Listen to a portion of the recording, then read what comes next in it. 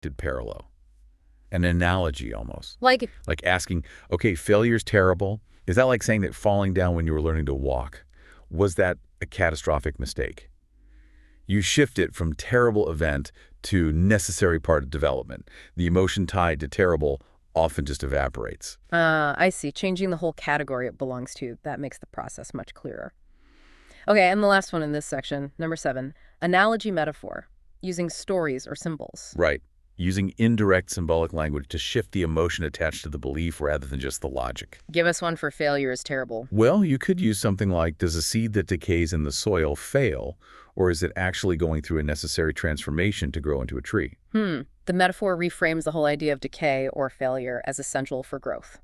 Nice. Okay, that's category B. So the final group of patterns, category C, shifts attention completely, away from analyzing the problem structure and towards either the desired result or the person's highest values. Okay, redirecting focus and values. Number 8, another outcome.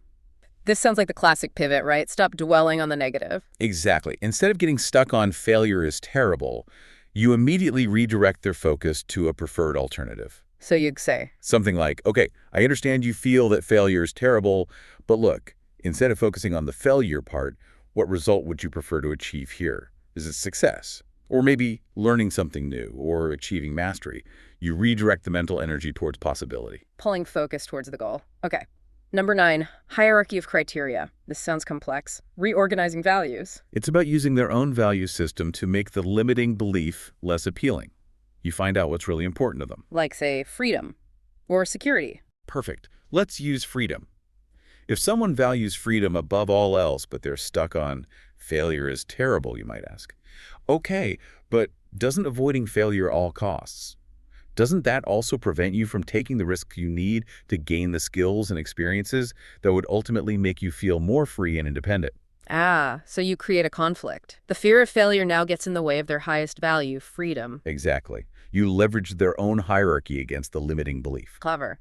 Number 10, apply to self-other, showing how the belief helps or hurts, either them or how others see them. For the self, the question is pretty straightforward. Okay, this belief you have, failure is terrible. Does it actually help you achieve your goals, or does it mostly just stop you from even trying? A kind of cost-benefit analysis on holding the belief. Pretty much. And then applying it to others' perceptions. Right. Number 11, apply to connection. How does the belief affect relationships? This seems potent, given how social we are. Very potent. If someone insists failure is terrible, you might gently ask, well, if you never allow yourself to fail or seem to fail, how much real vulnerability or authenticity are you actually sharing with the people closest to you? Doesn't that constant pressure to be perfect, maybe, damage your ability to truly connect? Ooh, yeah. Linking the belief directly to potential isolation or superficial relationships, that could hit home. It often does. Okay, so those are 11 patterns, and they're all pure language, right? Logic, metaphor, reframing, redefining. Yeah, verbal maneuvers. But here's where it gets really interesting. The 12th pattern is fundamentally different. Yes. Number 12, break state. The physical interruption. I have to admit, when I first read about this, I kind of thought it sounded like, I don't know, a parlor trick. Yeah. Like asking someone to stop mid-sentence about deep-seated anxiety and get a glass of water. What's the actual psychological function there? It seems so random. It seems random, but the function is pure cognitive interruption. See, when a person is really locked into a limiting belief, they're often also in a kind of rigid emotional state, maybe even a physical posture that reinforces the feeling and the language. Okay, like they're physically embodying the belief. Kind of, yeah. And that tight focus, that trance-like state, it can prevent the logical patterns, those previous 11 we talked about, from actually landing, from penetrating. So the break state isn't the solution itself. No, not at all. It doesn't solve the problem, but it disrupts the trance. You ask a completely unrelated, maybe even silly question, or you have them stand up and switch seats, or yes, you offer them a glass of water, anything to interrupt the physical or mental flow. And that momentary interruption. That moment breaks the rigid thinking pattern. It clears the mental slate just for a second. Then the practitioner can re-engage and apply one of the other 11 linguistic patterns, and it's often much more effective. It just resets the mental palette. Wow. That's like the ultimate meta skill then, isn't it? Recognizing when the tool isn't the problem, but the state of the person receiving it. Beautifully put, yes. So, if we connect all this back to the bigger picture, SOM is so powerful because it's inherently flexible, it's creative, it shifts perspective using just language. No deep dives into childhood necessary, initially anyway. Not necessarily, no. It's really the art of using language structure itself to challenge, transform, and maybe even re-imprint those limiting beliefs.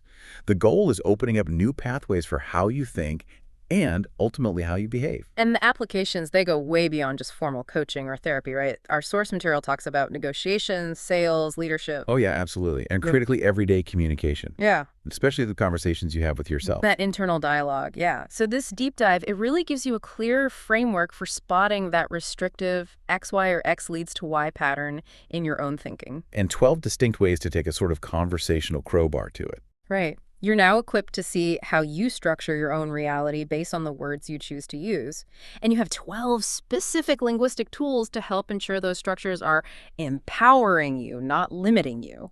And ultimately, the goal is transforming the reality we experience by consciously, deliberately transforming the language we use to describe it. Okay, final thought then. Well, this raises kind of an important, maybe slightly unsettling question. If these sleight-of-mouth techniques can so easily manipulate the linguistic framing of what feel like deeply held truths, Yeah. then what knowledge or facts do you believe right now that might just be the result of skillful verbal framing, either by other people or maybe even by yourself? What core belief could you potentially challenge right now just by redefining the key terms you use to describe it? What beliefs are just well-phrased illusions? Definitely something to ponder as you approach your own self-talk tonight.